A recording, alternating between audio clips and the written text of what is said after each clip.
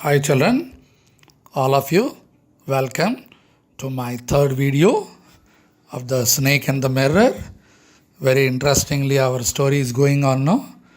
In the previous video, you observed the interval scene. How was it, children? One wonderful character entered, no? It fell from the top as if coming from the heaven. Did you enjoy that entrance scene? Yeah, opening scene of the snake, such a big cobra. It fell on the neck of our homeopath who was happily enjoying his beauty. And you can imagine the situation of that man when a snake falls on the neck and it was crawling on the shoulder from neck to shoulder. How it would be? Just imagine, children. Very difficult, no? Oh my God. Already he shouted, he observed, and he was just thinking what to do. He became a standstill. Pakka standstill he became. He didn't understand what to do. Oh my God, he thought, what to do? He was just observing what is the purpose the snake would have come. And there too for the first time. So he thought what to do. Just 4 inches away. You can see in that picture how it became. As if it is coming, it has stretched its hood and coming very near as if to kiss him. Once you can imagine. So he became just like a stone, stand still, motionless. Only 3 to 4 inches from his face the snake was. And he was just holding his breath. No movement. The door opened into darkness. Already you can see a very small room, the homeopath's house, fully surrounded by darkness. There already one small lamp is there. And in that small lamp, at that situation, this fellow, our doctor, was holding his breath and like a stone image in the flesh he was sitting. Don't know what happened to the snake. After some time, slowly it crawled down into the lap of the homeopath. From the lap, it crawled down. And again, slowly it started climbing that table on which the mirror was placed. Then he understood. Oh, I think the snake didn't come to do any harm to him. But that time, no God, nothing. He didn't shout even. That small little words, oh God, also, it was beyond his imagination. Some pain he had left arm. He thought, oh my God, such a rod made of molten fire, slowly but powerfully crushing the arm. When the snake was on the arm to neck and from neck to lap and lap to down and onto the table. And what he did, happily it went and he was looking into the mirror. It was looking into the mirror and saw its reflection. So now he was thinking, what purpose the snake has come? Was it the first snake which came like that? Who knows? But one thing is sure, it came to look into mirror. That's the point. No doubt about that. It was admiring its own beauty. Isn't it? Now he was thinking. See, earlier he was thinking, no, to grow a thin mustache. Many things he thought. So now his thoughts started revolving around the snake. Did the snake also thinking to grow a mustache? Or using eyeshadow or mascara? Girls, I think mascara. You must know. Huh? You all know mascara, no? Or wearing a vermilion spot on its forehead. Like how I have, no, big vermilion spot. Of course, it is an exclamatory mark on my forehead. Always I'll tell you, no? Yeah. So he was thinking, does the snake want all these things? One thing is sure. So he felt very happy. At one moment he felt, oh my God, You can see, look to that picture, slide, how beautiful it was looking and admiring. Then this fellow immediately slowly stood up from the chair, came into the veranda, and that's it. He came out. Oh my God, the way he ran, no, you can see. He was not bothered. He was just running. Within minutes, he ran to one of his friend's house nearby.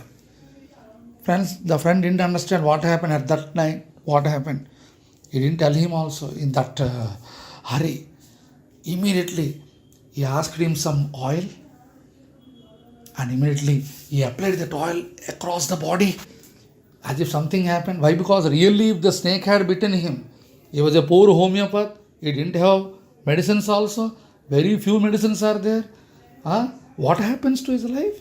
But thank God, he was survived now. So he came back and immediately he applied oil all through the body and immediately took a bath at that time, midnight almost it was, near to midnight. And he changed his clothes. Oh my God, he thought, and that night he slept there only.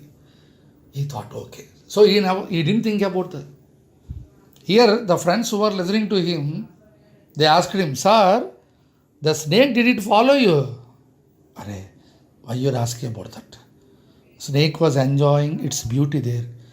So I don't know whether it followed me or not. Only thing, thank God I am safe.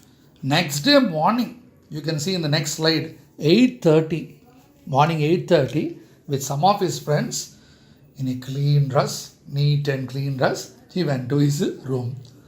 You see, neither the snake nor the things, all the possessions what he had were found in his room.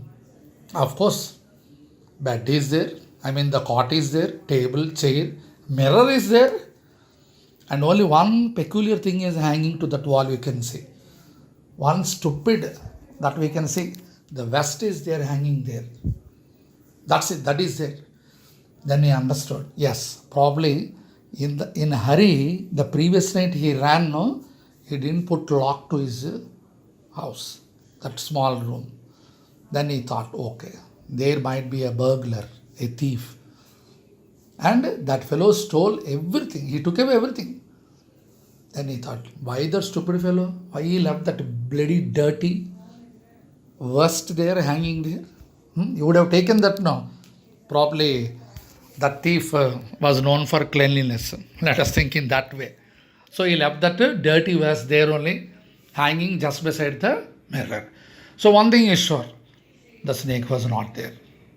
Now the tale was coming to end.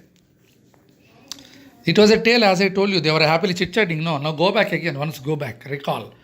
So one of the friends who were listening very interestingly the tale, they asked him, Doctor, what about your wife? You had good plans, no? See, he was out of the story. Now he stopped about the snake and all the things. That is the humor here. What about your wife? We are very curious to know. You thought that you want to get a fat lady, no? Did you? That's what we think it never happens in life, no?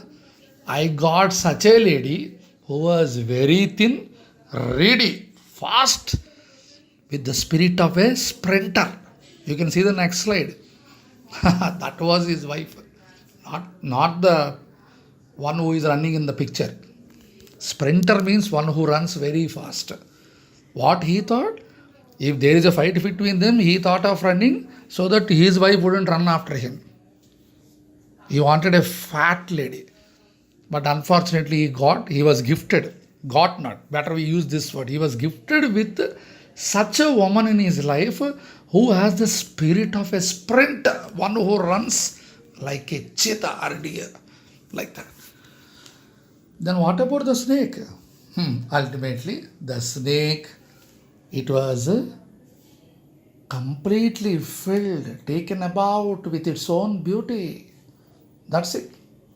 God knows where it went. But one thing is sure, it came to admire its own beauty.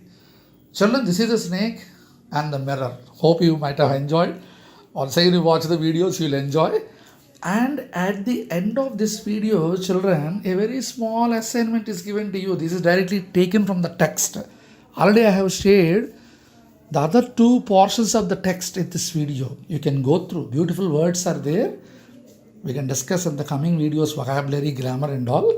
But with this, we conclude the story of the snake and the mirror. And a small assignment is there here.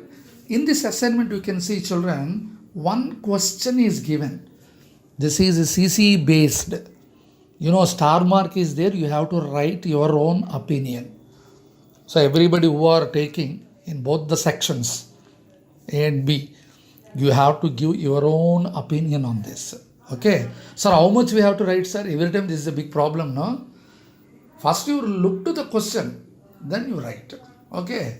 So hardly 50 words you write. Okay, Nana? Right. And followed by one small box. You read it, I don't explain. Now you have understood the story, no? Once again you go through and draw the box, fill the box. First the question, single question and the box item. Children, okay? Put the date, don't forget the date and the day. Okay?